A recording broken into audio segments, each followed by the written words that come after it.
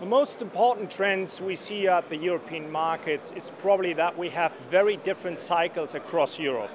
We have markets who have been well running over a couple of years already after the crisis, like London or maybe like Stockholm, and we have other markets who are just coming out of the woods, maybe like Madrid and Barcelona. So as a real estate investor, you really have the opportunity to pick different markets which are currently in different cycles.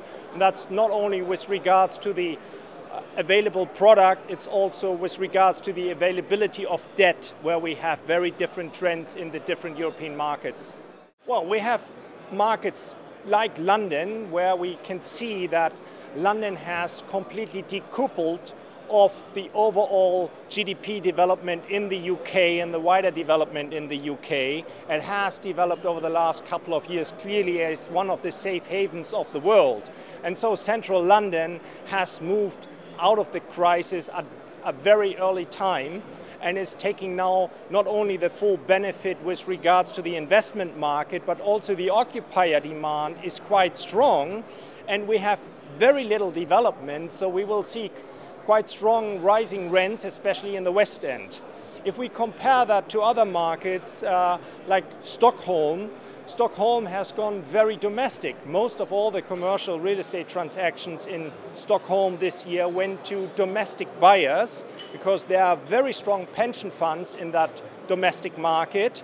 And with that, their own currency, many investors who are coming from a Eurozone do need to hedge the currency, and that's very expensive. So we can see in that market a trend to go very domestic. If we then move on to a more challenging market like Spain, obviously they are still coming at very early days out of the recession, and they still have to prove whether that is sustainable. So we still have there a trend where it is early days and there are lots of opportunities for opportunistic investors, and it's a completely different pace within the cycle than we have in Stockholm and London. I think the German market has been very solid already over the last 2 years. It's always a bit opaque compared to the other countries because people will not talk about cities, whereas in other markets they will talk about investing into a city.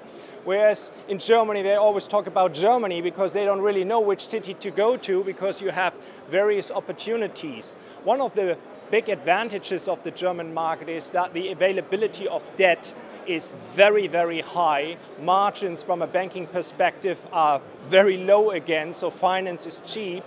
And Germany, obviously, on the GDP front looks pretty strong. So it is one of the stronger markets, and what we see there is that people are moving out of pure core and they're going into more value add and first opportunistic deals. So I would say they're also quite advanced in this cycle already.